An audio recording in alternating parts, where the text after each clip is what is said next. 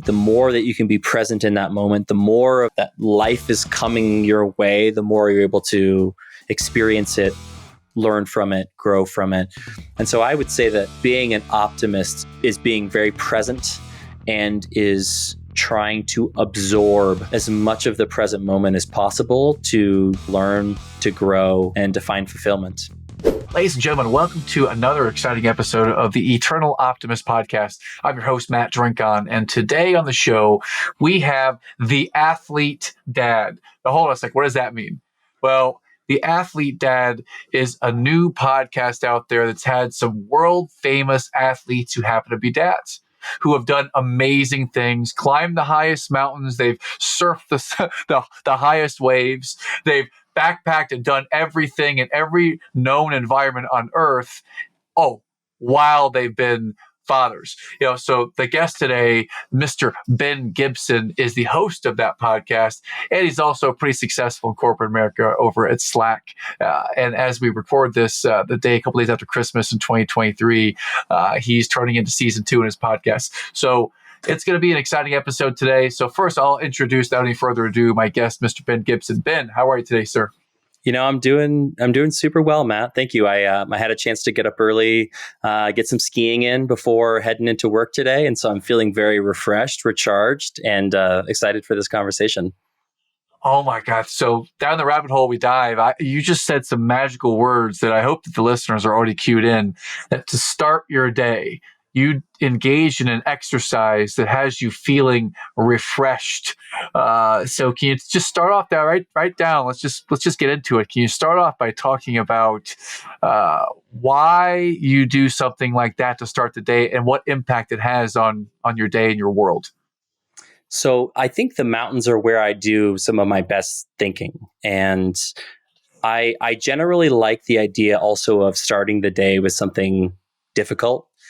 And there's also just a lot of beauty that comes from being in the mountains in the early mornings with the sun hasn't risen yet. The moon is high in the sky. You get to experience the sunrise and the alpenglow shining off the peaks.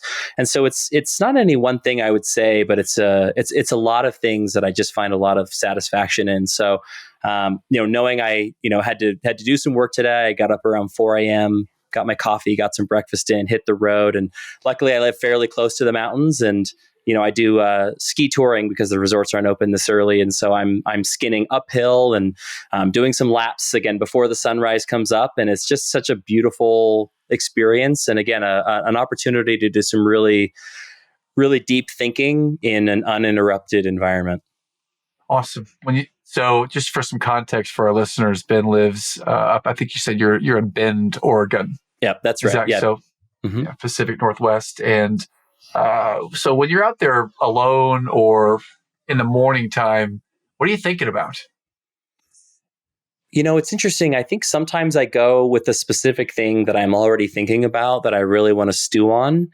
Today was more of a day where I just let the thoughts kind of flow, and I didn't have anything in particular that I wanted to think about. And so I actually start to dive into more of a kind of a meditative state. Oftentimes when you're doing an endurance sport, there's a lot of kind of mental downtime, I guess you would say. And so what I find really helpful is to focus on things that get me into a rhythm, that get me into a sort of meditative trance. And that's everything from my breath to my steps or, my skis, and just focusing on really finding a rhythm. And so with each step and with each breath, I kind of fall deeper and deeper into this meditative state. And then the thoughts that want to present themselves.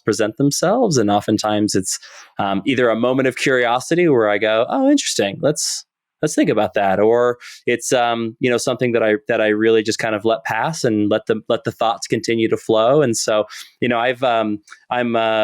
say you're a recovering workaholic. I'm sort of a recovering control freak. And so I've been trying to practice a bit more of letting things go. And so I think when I'm in the mountains, there's only so much you can control. And especially when it comes to your thoughts, it's often nice in the mountains to let those go as well. So. I feel very, I'm feeling a very Michael Singer like surrender experiment type message I just heard, is that you don't go with the perfect plan. You go and you simply be, and you're present, and you let the thoughts flow to you. Mm-hmm. And then as the thoughts are flowing, you attempt to maintain a meditative state where you're in this free flow of creativity and just the perfection of whatever's happening is where we're at. That's the way I would frame it. And yes. And when it comes to being a highly functioning workaholic or a recovering perfectionist, I'm with you. We use the word control freak. I would say, yeah, that was me to a T for so many years. Until I learned the value of surrendering to the moment and letting the universe or your faith or whatever comes to you flow to you, and going with that energy rather than trying to control everything perfectly. Yeah, I'd agree. I'm sorry. Well, that really connected with me over time when I finally figured out it doesn't have to be the perfect plan. Just enjoy the journey rather than try to win every race and just blindly win everything without enjoying what you're doing. I used to be in that place in business. Now, how does that connect with you? Being someone who's successful in business and in staying incredibly fit and being a full-time father and husband, how do you manage or manage to live in abundance in all those different places?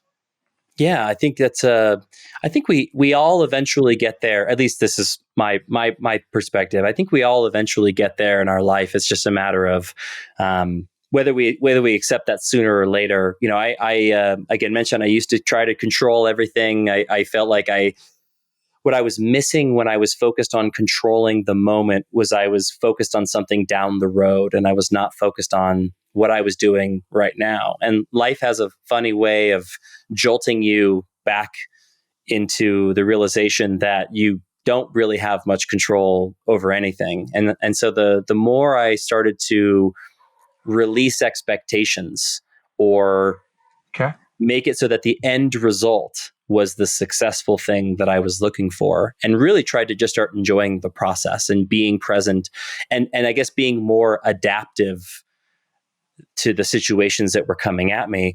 The more peace I found, the more that the outcomes that I was looking for ended up happening rather than when I was trying to control things.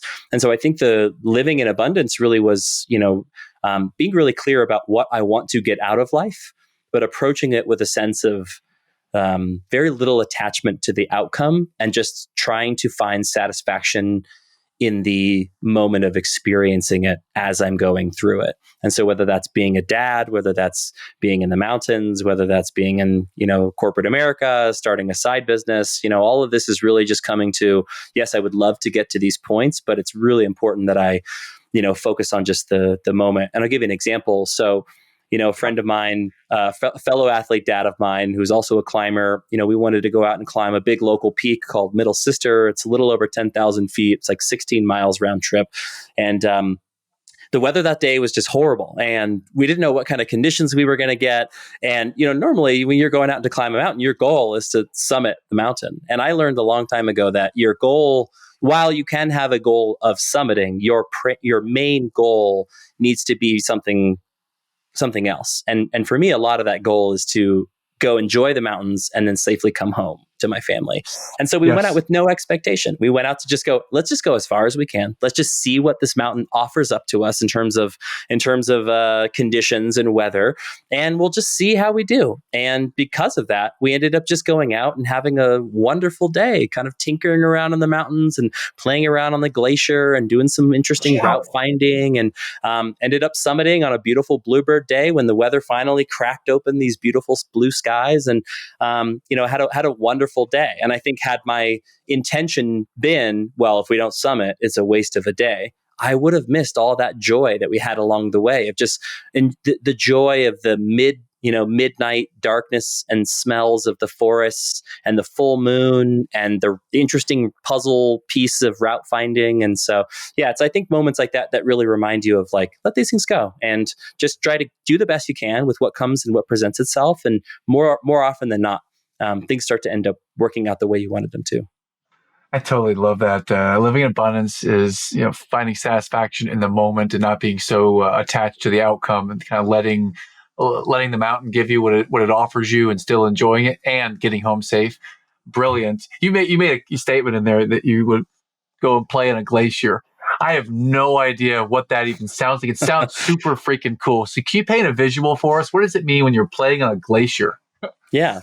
So a glacier is essentially a river of ice that is pouring off the mountain. And so as the river of ice pours down different features, it starts to break up into what's called an ice fall. And depending on how dramatic that the earth underneath the glacier is, the more dramatic the ice fall can be. And different seasons show the glacier in different ways. So if there's a lot of snow on the glacier, it might just look like you're walking on a snowfield. And if it's in the summertime and the snow is all melted, it's this beautifully crevassed, open, kind of like pillared river of ice. And so we kind of caught it before the winter had finally put blankets of snow over the glaciers. And so, a lot of it is this really interesting circuitous path to find your way up the glacier, under pillars of ice and around crevasses, and just this really interesting, like, foreign environment that you find yourself in. And so, yeah, that's really kind of what it means to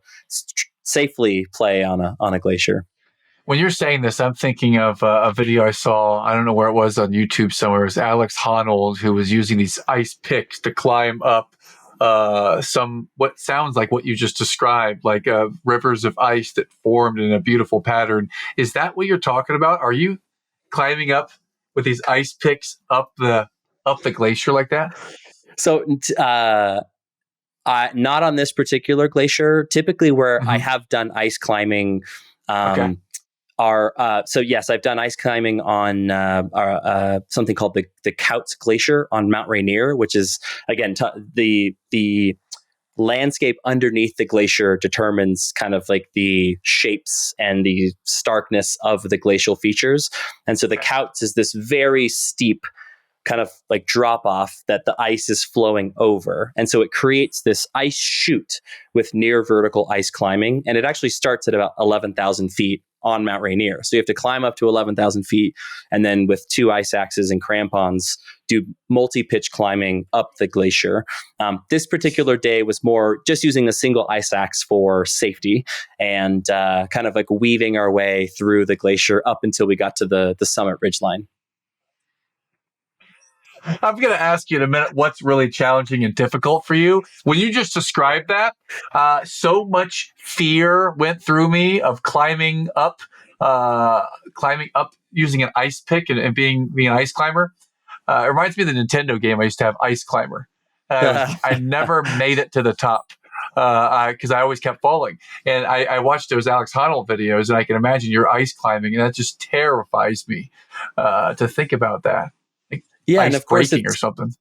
That's always a risk. And I think Alex Honnold actually has this great quote. He talked about it in Free Solo, where people look at him and they go, "That is so risky. That is so unnecessarily risky." And he goes, "Yeah, for like the average person off the couch to go and try to free solo El Cap, it's very risky for them."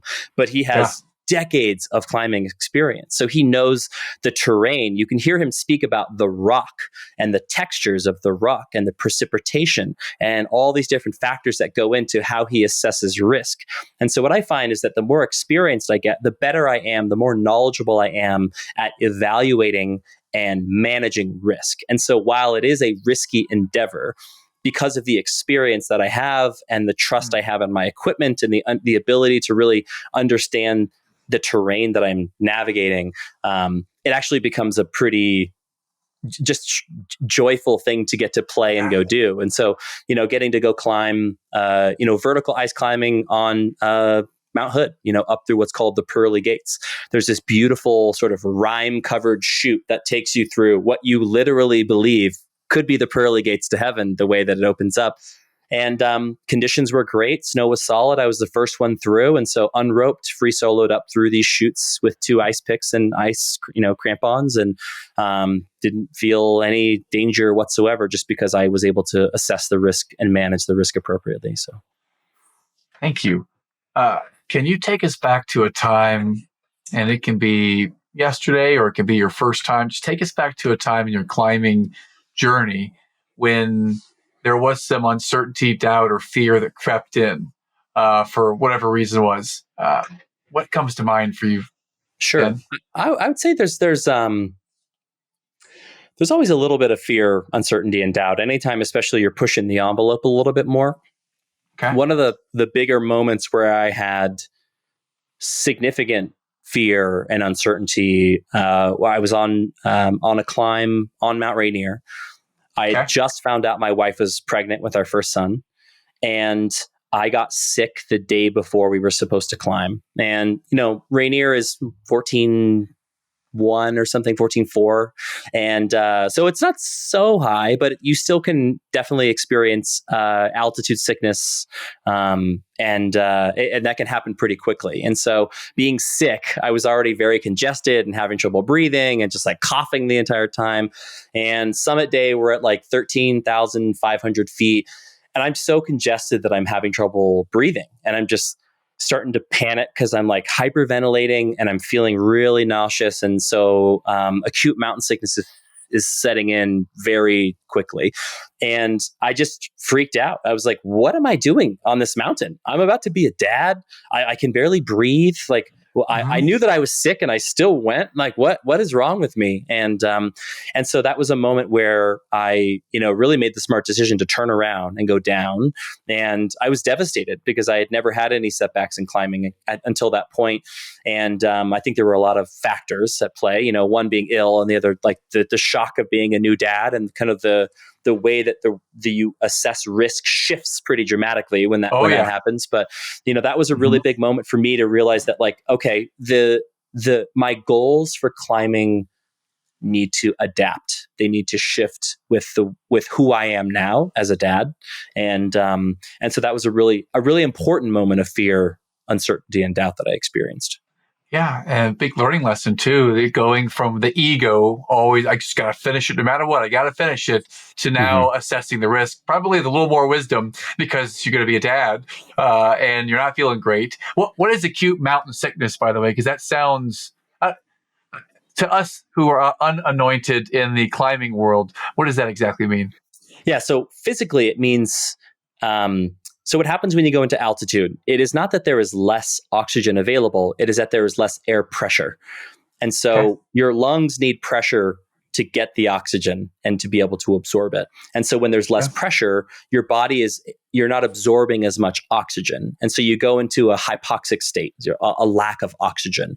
And so how that typically manifests is that your lungs have trouble and your brain has trouble. In its extreme sense, you have something called cerebral edema or pulmonary edema, where your brain swells or your lungs fill with fluid. Acute mountain sickness is kind of like the cold versus cerebral edema might be like the flu. And so it's still serious and can develop into something like edema or anything else. But typically it feels like extreme nausea, headaches, and depending on whether it's more prominent in your brain or in your lungs, it can manifest as confusion, poor decision making. You can have trouble seeing a little bit, or you can just start kind of hacking up a lung and having trouble breathing. And so acute mountain sickness is kind of like the earlier stages of you really struggling to adapt to altitude. And so that's typically why when you're going up a mountain, you acclimatize, you go up slow, you climb high, sleep low. It's to allow your body to get acclimated to the lower pressure at altitude. Okay. So for the person at home who doesn't know the difference, who thinks that, why do the people at the top Mount Everest, they're like 100 feet from the top and they got to turn back. Why would that happen? I imagine this has something to do with it, is you get so high at some point, you just can't function anymore, I guess. That's true. And at a certain altitude, especially on a peak like Everest, there's something called the death zone. So 26,000 feet is generally the marker where a human cannot live for the long term above 26,000 feet. Now you can get altitude sickness much, much lower than that. But 26,000 feet is really where, like, the physiologically, you cannot live for long periods of time above that. Turning around on a mountain is actually a bit more complex than just the altitude sickness, because that is a big factor, is that the longer you're at altitude, the more likely you are to develop symptoms. The other thing is the weather. And So typically when they're turning around, it's because they have a hard time that you either need a summit or you need to be on your way back down. Because the most stable time to climb a mountain is typically at nighttime because it's cold. And so things are really solid, frozen, and stable. When the sun starts warming up the mountains, when things start to go south, you're at higher risk for avalanche, rockfall, all kinds of bad things can go wrong as the mountain just starts to deteriorate, which they are just constantly doing. And so, yes, there is the altitude factor, but it's also this reality that if you haven't hit the summit by a certain time, you're now exposed to not just altitude, but poor weather. And most mistakes climbing happen on the way down. And so you're now over exuding yourself. There's all these other variables that you have to play. So, getting down is when you need to be sharp and you need to have time and you need to have good weather. And so if you find yourself, absolutely thrashed in bad weather, and you're starting to experience altitude sickness, you are that much more likely to experience an issue on the way down. Okay. I'm sitting here wondering to myself, why does Ben do this? Why does he subject himself to all of this? And then I'm gonna ask you, but I know in my own mind why I do it with golf. I host a golf tournament every year, the Wednesday after Christmas, and that was yesterday. And the course says in the morning we have to cancel today because the weather's so bad. The course is underwater. And my first thought was, oh my God, I got to find a new course. And we did. We found a new course. I didn't want to stop because of the weather. I wanted to find a different place to play. So I get the addiction or the love of the sport. But why do you continue to climb? What is the real joy for you after all these years?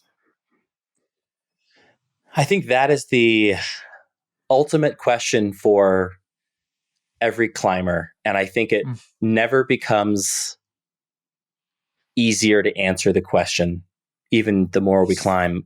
I think I'll tell you this, the moment I knew that climbing was going to be a really important part of my life. So I actually I didn't grow up in the mountains. The mountains were a foreign concept to me as a kid.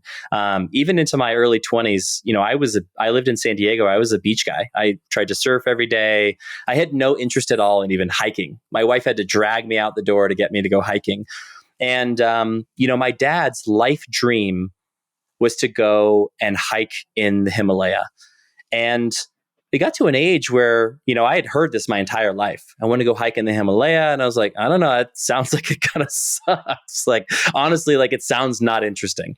And I had no idea what that would even be like. And he got to an age where I realized that he was never going to take action on it himself unless we did as his kids.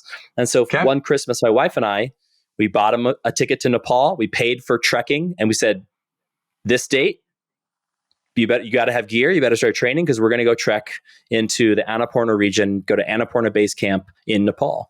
And in learning about this place that I was going to be spending, a week just to hike to, I try to learn everything I can about it. I try to learn about the history of Nepal, the country, the people, the cultures, the food, everything. And in learning about Nepal, invariably, you learn about this rich history of mountaineering. And for whatever reason, even though I knew that mountaineering was a thing and people climbed mountains, when you are there in the Himalaya, in the amphitheater of the gods, and you are walking for a week just to get to base camp, you realize that the real adventure starts there. Imagine that, walking a week at altitude just to get to base camp, just so you can start climbing the world's biggest peaks. And for me, it just struck my soul as that's the ultimate adventure. That's it right there. I always wanted to be an astronaut as a kid, and I didn't become an astronaut. But one of the reasons I wanted to become an astronaut is I wanted to go explore foreign worlds. I wanted to see things that very few people had seen and be places that very few people had been. And going into the mountains is a similar thing for me. And I remember the first thing I did when I got home from Nepal was I booked a climbing trip, booked a guide. I'm like, I'm going to go climb Mount Shasta in Northern California. It's a 14,000 foot peak. And I just threw myself into it. And I remember summit day, quote unquote, starts at typically around midnight. And so you start at midnight to give yourself the longest amount of time to be able to climb in the best conditions and get back down safely. And so I think the defining moment for whether people like mountaineering is summit day, when you have to wake up at midnight after you went to bed at 7 o'clock. So you probably didn't sleep. It's cold because it's middle of the night. and you're climbing in the dark and you're climbing at altitude. And I just remember thinking, I love this. This is Awesome. amazing. This is the real deal. Awesome. And I think a lot of it was that exposure to, again, foreign environments. Like the higher you go, the more interesting things get. And also the idea that it's not easy to get up there. It's not easy to go and see these rocks at the summit. And those rocks become exponentially more special because of what it took for you to get there, the pilgrimage that you had to go on, both physically, mentally, spiritually, because it's hard the whole time, right? Like even people that are really good climbers, it's still hard. It never gets easy. You just get more efficient. You just get a little smarter. And so climbing for me, I think, is this continued satisfaction of exploring both the mountains, but what it has also become is exploring myself. You know, when you're out there for 3 days and you're just kind of like hammering your way up through a mountain, it's this weird contrast of being incredibly present and also completely zoned out with just your thoughts to stew upon. And so I think that there's an exploration piece of it internally and externally. I really get a lot of satisfaction of, again, seeing these unique places, but also in doing really hard things. And there's a lot that I could unpack around like doing hard things in life and why I believe people need to be doing hard things. But that's I'd say the final piece of it.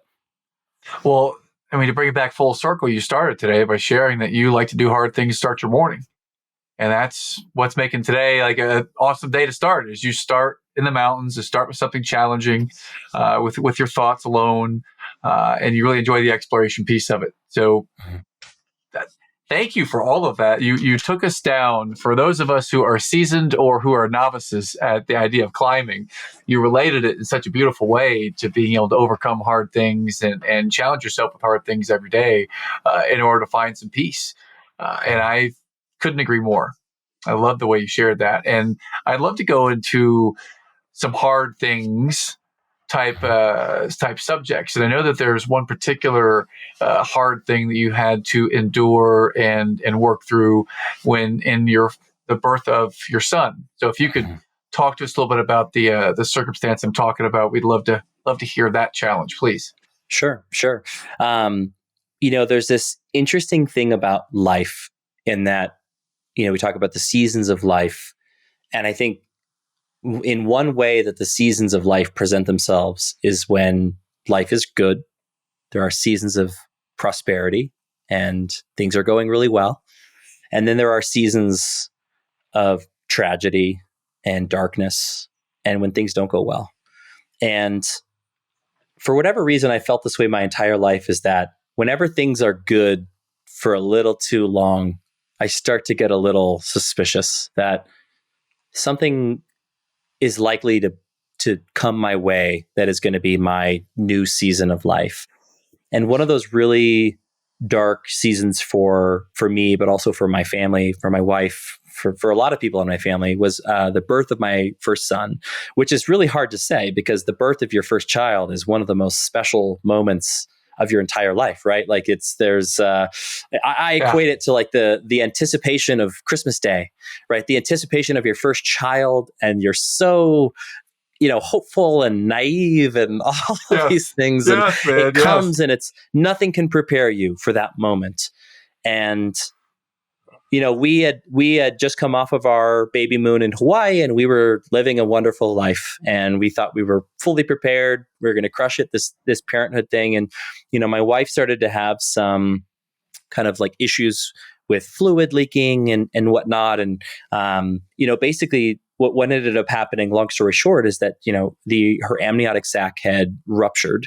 And this was when my son was only 24 weeks. So he was still inside, but, you know, we had realized that she had a rupture to her amniotic sac and she was leaking fluid. So we were like, okay, like, you know, we can do hard things. We can focus on this. So our realization shifted from, okay, we're going to be at home for pregnancy to my wife is just going to be in the hospital until baby comes. And then they're going to safely deliver via planned C-section when the time is right.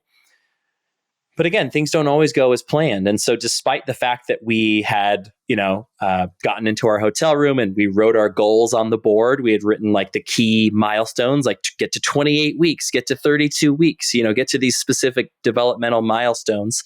we had a pretty rapid decline in the way that he was progressing based on the loss of fluid.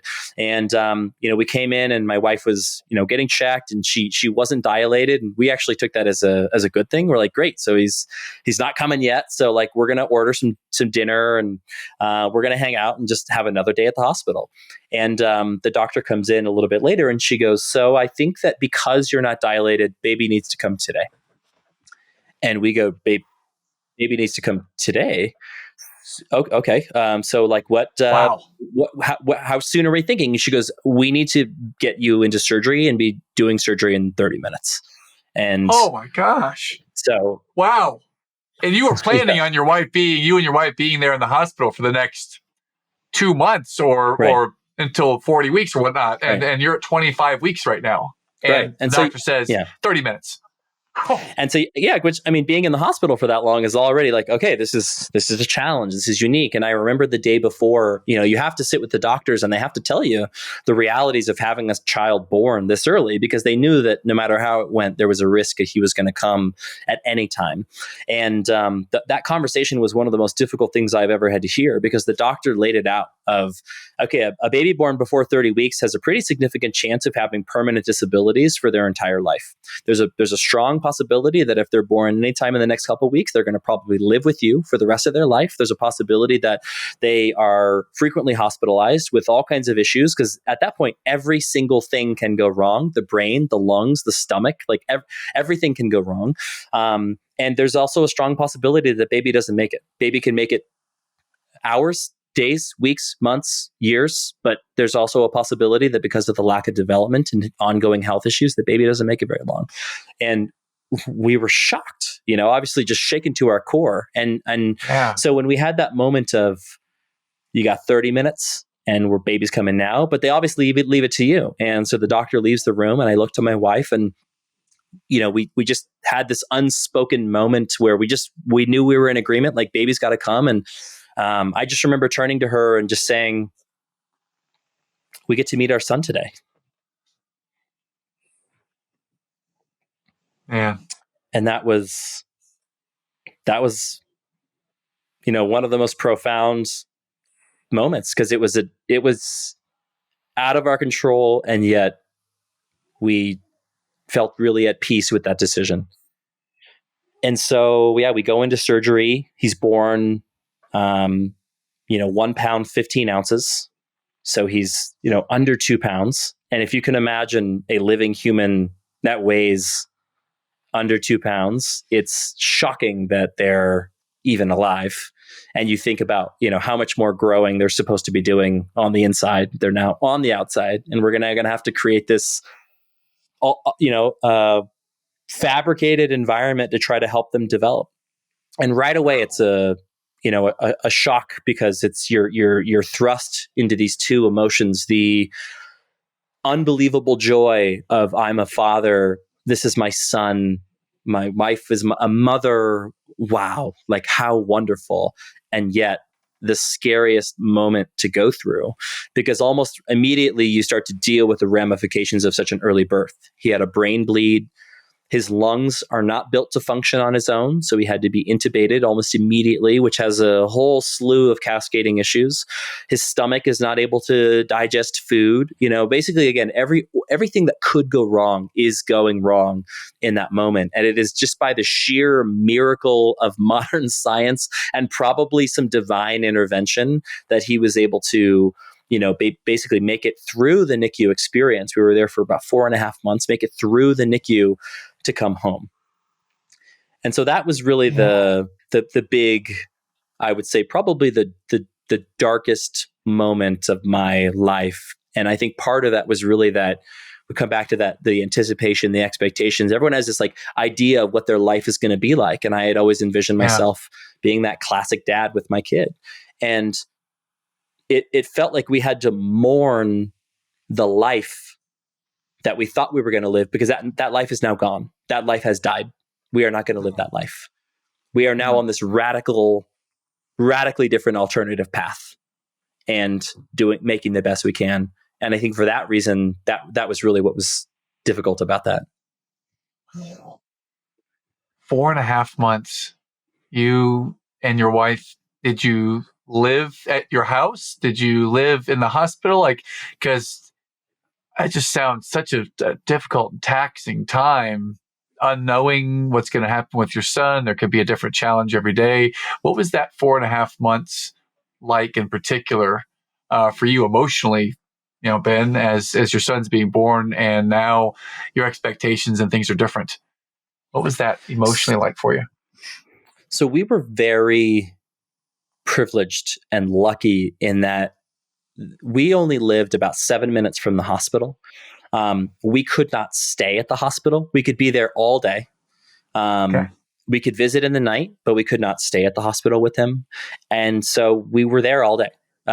Every hour of the day, we were there. And at night, we would just check in. So every hour they do what are called cares, where they're checking on him, taking his stats and feeding and things like that. And so every hour or so we would call and talk to the nurse at night. And mind you, my wife is still, pumping milk. And so, in the middle of the night, I called myself the milk engineer because I was like on bottle duty of like teeing up my wife and cleaning all the bottles and sanitizing everything. And so we just tried to get into a rhythm as much as possible of here's our nighttime routine with checking in. We're at the hospital every day. And it got to the point where it was so wildly out of our control that it became a moment of like, what are the things that we can control? And the thing that I really love is that my wife and I shifted right into like, we are on a team. My son is on the team, and we are mentally going to be, to take from the podcast, we are going to be eternal optimists on this. And we are going to do everything within our control to just pour as much love as we possibly can onto this little baby to get him home. And so by the end of his NICU stay, we were I don't know if we're supposed to be able to do these things, but we were basically doing all his cares. We were able to feed him. We were able to like change all his stuff in the hospital. So sometimes a nurse would come in and we're like tinkering with all the machines, like, oh, hey, how's it going? And they're like, what are you doing? But that was how we were able to make the most of it. And we would read to him all the time. We'd read to him at bedtime, just like we would do. And so I think emotionally it was certainly a roller coaster, but like trying to focus on what we could control and trying to engage with him as much as we could made it a little bit better. But there were moments where, and it sounds silly in hindsight, but it was one of the more devastating moments because it was kind of closer towards the end of his NICU stay. And there were several times in the earlier stints where he has bradycardia, where he's basically like his heart rate is dropping so low that they're getting to the point where they have to revive him, and he's not catching. He's not breathing anymore. And so you're sitting there, and the nurse is kind of like starting to worry, and she's over here like, oh, let me just get the doctor involved, and the doctors come rushing in, and everyone comes, and so there's many of those moments, and so you're just wrecked with adrenaline.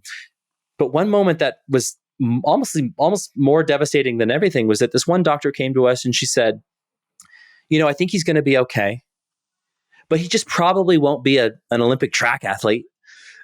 And it sounds kind of silly to say that now, but at the moment it was devastating. I walked out of the hospital weeping because my son was months old and we were already putting these limitations on his life. And I just remember I was weeping to the car, and I look at my wife and I'd be like, I'll be damned if he doesn't become an Olympic track athlete. I will do anything that it takes as his father to give him every opportunity to be a normal kid. Mm-hmm. And so, the emotional roller coaster was something that I still, catch myself having to like take a break for. But I do feel really proud about the way that we kind of came together as a family unit to get through that together. I'll say that was really impressive to hear that, because I know that when my wife and I had our first real challenge with our kids, there was a fall from 9 foot off the deck. And that led to an emergency room visit. And from the moment that happened, instantaneously, we didn't have to say it or we'd have to yell at each other. We were on the same page pretty instantly. Mm-hmm. And it feels like you had that. That's such a blessing to see that you had that. And it it came to you.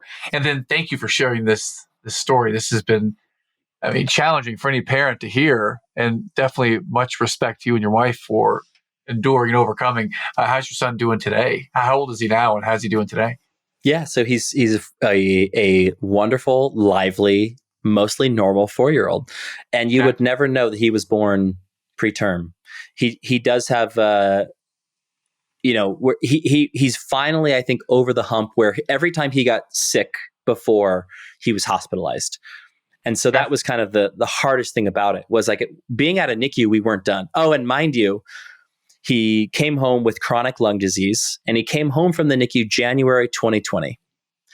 So we were already in this hyper vigilant, hand washing, sanitizing, hyper sterilized environment room. He came home with a breathing tube and a 25-foot long tube so that we could actually like move him all around the house.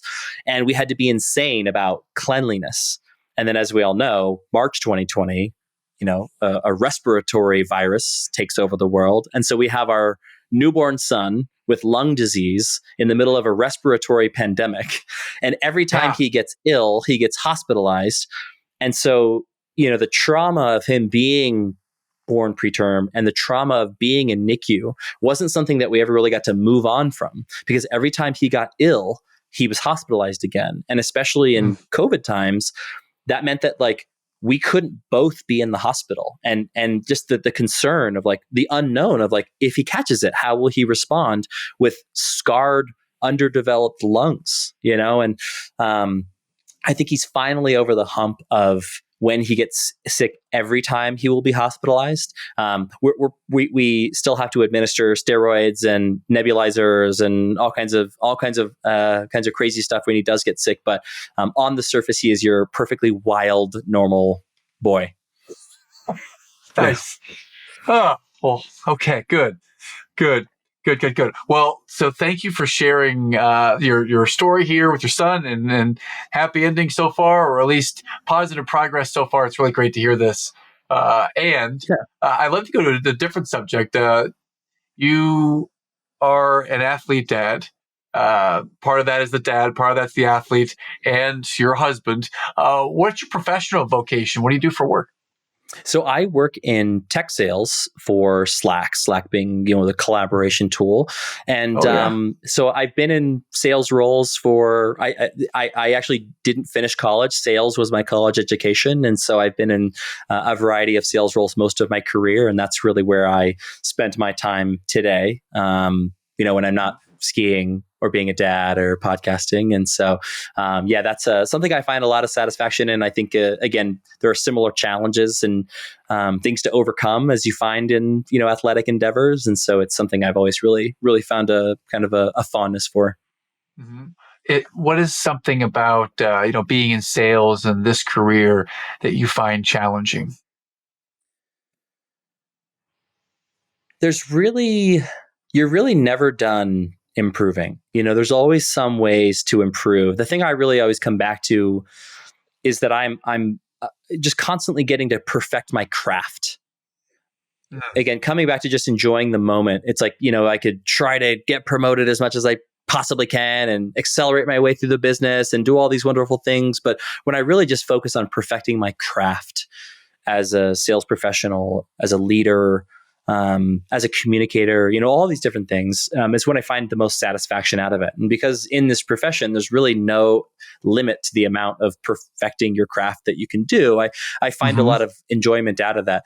I also really enjoy the puzzles that solving problems for businesses can be, right? And I love learning about how do these businesses operate and what makes them tick and what are their challenges and how do they scale? Because generally businesses are the same, right? Make money, shave costs, add more customers, all that. But like they're all so unique and nuanced. And so I love finding out about them, how they operate, and trying to solve business problems. And so I think that those are the things I get a lot of satisfaction of, is like this curiosity around how to solve the puzzle of the business, how to solve their problem, and then just the never-ending perfection of your craft. Fantastic. Love to stay here for a few minutes before I wrap up, because I just love this idea of perfecting your craft and mastering your craft. So can you give us insight? How do you go about mastering or perfecting your craft, Ben? What comes to mind for you there? I think that it starts,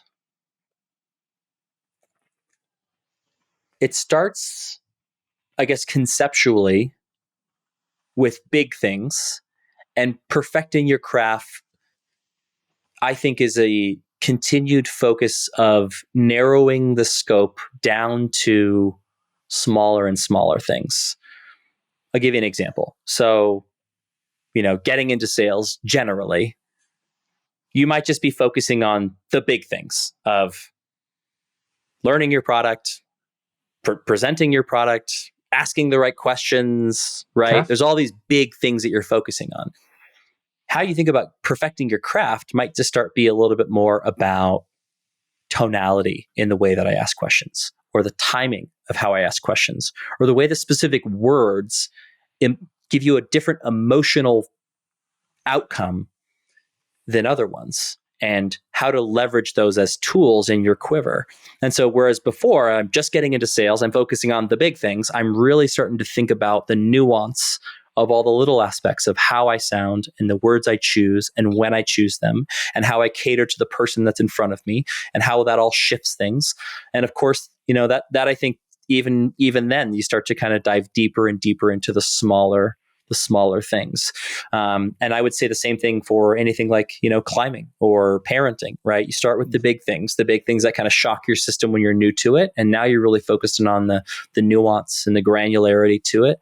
And I think perfecting your craft is really finding enjoyment in the nuance and the little things, and being endlessly curious about it, right? Because I think that, a lot of people, they accelerate their careers, they get to, a VP level by, VP by 30 or 35. And then it's like, now what?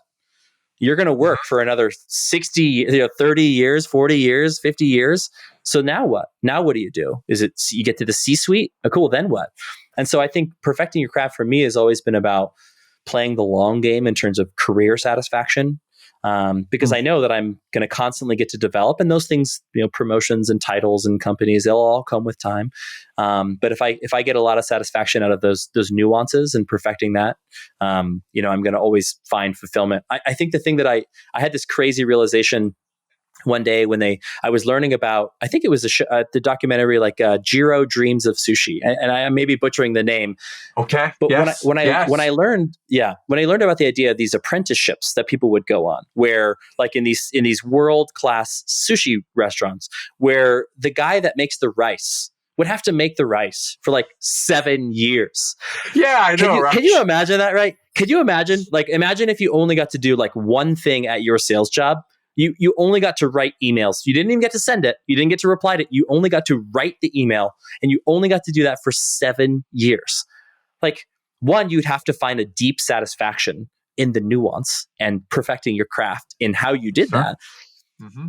But how good do you get at that point? Like, I think at that point, if you're making rice for 7 years, it's almost like the Matrix. Like, you start to see all the individual grains of rice. You see how the acidity of the vinegar plays just right. Maybe you start to notice that the temperature of the room dictates a lot, and that the temperature of the rice and the vinegar start to play in these really interesting, unique ways. And so by the time you're actually able to advance to something else, you just have such a rich and deep understanding and appreciation for that thing that the world kind of slows down for you. And so I think that, like, that's something I always come back to when I think about like honing my craft. I'm like, I'm in my rice making decade of perfecting this thing. So yeah. Absolutely. I love that analogy. It's a great analogy. I'm thinking of you as a climber, me as a golfer. I'm just thinking about, the granularity of the sport, or if we're talking selling, the high level ideas of asking the right questions and understanding what the problems are, what the solution could be. And then the nuance of your tone. I mean, that is a great idea on how to master craft. I love it. And at the core of all of this, and I know the listeners are cluing in on this, because this is a core value that I have and a lot of successful people have, of curiosity and always wanting to learn and constantly sharpen that saw. So I love that you're talking about all these things. And you even dropped the words eternal optimism in there too. So that was nice to hear those. I'm curious, how do we find out more about you, Ben, and what you're doing and your podcast? So tell us a little bit about where to find you, and let's chat about the podcast for a few minutes before we wrap up. Sure. I will just say one thing. I think you hit it with the curiosity. The thing that I've realized, and I am by no means an expert, but the thing that I have realized in my own life is that the quality of my life is often determined by my level of curiosity. If I am curious about things, I am showing up, I think, as my best self. And that can be like if your kids are losing their minds and your initial reaction is anger and frustration, if I can shift that to curiosity, I am feeling some big feelings right now. You are feeling some big feelings right now. Interesting. Let's approach that with some curiosity. And I inevitably show up as the best version of myself there. When I'm climbing, what's over that ridge line over there? What's up there? Okay, let me go explore a little bit more. Or I wonder what the limitations of my body are. I wonder how they would do at altitude. Let's go find out. And again, I think that curiosity, man, the level of curiosity, if we could just do one thing as people, whatever roles we're in our life, is increase our level of curiosity and how we think about our days and our goals and our ambitions. I think that is a drastic step in the right direction of finding fulfillment and satisfaction. And that leads us well into the podcast. The podcast is The Athlete Dad. You can find us on Instagram at The Athlete Dad or theathletedad.com. And I believe people make changes in their life, the most important changes in their life, either in moments of inspiration or desperation. And I actually found myself in a moment of a little bit of both. I was a dad of two with a lot of climbing ambitions. I wanted to go climb mountains like Denali. I want to go spend time climbing in the Himalaya. And I was feeling inspired by being a dad and being a climber. But I was in a moment of desperation in that I was failing pretty significantly at balancing those two things. And no matter what I did, I just felt like there's no way I'm going to figure this out on my own. And so I thought the best thing to do is surely there's got to be other people out here who have this more figured out than I do. Or if nothing else, we all might have one thing that we do well with that. And we can just get a community and we can all throw our stuff in a pile and we can all become better by learning from each other's mistakes and what we actually figure out to do well. And so that was where the Athlete Dad came from. I thought, what if we go and talk to elite, amateur, or professional athlete dads who are pursuing physical pursuits at the highest level and also trying to balance being a great father and being a great husband. And through that, I actually was able to create a bit more clarity around these core pillars for my life, but the core pillars of what the Athlete Dad is all about. And that's really about modeling ambition, seeking balance, and intentional integration. So, the idea that it is a responsibility as a father and as a husband to be ambitious, to model what it means to go out into the world for your kids and pursue life at the highest level, whatever that means. But there's this responsibility here too, to bring that home, to bring those lessons of ambition back, and to also not neglect your responsibilities of a dad and a husband. Because we've all seen professional athletes who have been world-class record holders that came at the expense of their families. And so that's where the balance comes in, is we've got to find a way to strike a balance. And the short of it is I don't think we ever do strike a balance, but it is in the pursuit of trying to attain balance that I think we bring the lessons of ambition home. And then the integration piece is that okay, well, I don't want to just go out and climb mountains in the absence of my family. I would love to find ways to integrate the people that I love into the things that I love so that they can also bear witness to the benefits, bear witness to the joy that I get out of it, get these lessons, but also so that we can do these things together. And it's not like dad's out there achieving his goals while we're at home. It's can I spark that inspiration for you and your own ambitions by bringing you into this world? And so, so we try to talk to amazing dads who also happen to be doing incredible things, from climbing the world's biggest peaks to sailing across the Atlantic in a rowboat, to just dads doing amazing things, surfing the tallest waves on Earth and everything in between. And I think the thing that's really great is that although we do hit on the athletic aspects of these amazing men and these amazing fathers and these amazing husbands, the bulk of our conversation centers around the dad portion of it, of so how do we do this? And what I love is that no one's got it all figured out, and I don't even attempt to show that I have it all figured out. I'm very much a student here trying to learn in these conversations. But I do think that the way that we have these very authentic, real, candid, and really exciting conversations, I think has been really beneficial in growing this community of men that are just trying to get more out of these really core pieces of their life, their family, their pursuits, their careers, etc. So, so you can check out the podcast on all major platforms, go to the website, or engage with us on Instagram is the most common way. And, we've got season 2 is coming up here at the beginning of the year with some amazing men lined up to talk about this idea of balancing family and physical pursuits. And so, I'm very grateful to be a part of these conversations, to be in the orbit of some of these amazing humans, and to get to keep having these conversations and asking these questions. Awesome. I'm looking at you right now on Instagram, the Athlete Dad, exploring the intersection of physical pursuits and fatherhood. You got to check this out, listeners, over here on Instagram. The Athlete Dad. There are a number of clips. And oh my gosh, this picture right here, if you're watching on YouTube, you might be able to see this picture that I'm looking at here. Where exactly, what's happening right here in this picture? I'm seeing on top of a mountain. That's my good buddy, Mark. And that's our day on Middle Sister, where we just went with curiosity to see how it was going to go. And actually what you're looking up the mountain. So this is us trying to navigate in the mist up this ridgeline of what's the route. How do we get to the glacier? How do we get to the summit ridge? And fortunately it cleared up quite a bit more, but that's a wonderful trip with a fellow athlete dad, and that's us on the summit. Wow. Fantastic. Well, this has been amazing. Thank you for sharing your story with us and introducing us to your podcast. So the Athlete Dad podcast, you can find it season 2 starting here at the new year in 2024. Let's move to wrap up here with a little bit of what I call our lightning round. And a couple questions for you to wrap things up today, Ben. One would be, if there's a book you read or a periodical you read, something that you might read or listen to that offers you inspiration, what might be 1 or 2 books or articles, things that have inspired you in your life?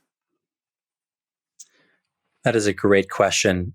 I don't know if there's any one specific one that gives me inspiration, but I am completely obsessed with history. I go down these rabbit holes of history, and I just find such great inspiration because I feel a connectedness to people of the past and the things that they were able to accomplish. And these people were no different than us, and they built the world that we live in today. And so to kind of be curious about the causality of things and how people overcame challenges to accomplish amazing things. I just find a lot of deep satisfaction in going down history rabbit holes. Okay. History rabbit holes. Have you been down the rabbit hole, Dan Carlin's Hardcore History podcast? Absolutely. I mean, I had some really long training days when I was training to climb Denali, and those people are like, they're like 6-hour episodes. It's like, well, good thing I have a 6-hour day ahead of me, because that's all I'm doing today is listening to Dan. So I'm glad you said that, because me too, man. That's why I listen to a marathon training, is I listen to that podcast. How about music? If you're a music person, is there a song, a genre, an artist that really inspires you, fills your bucket bin?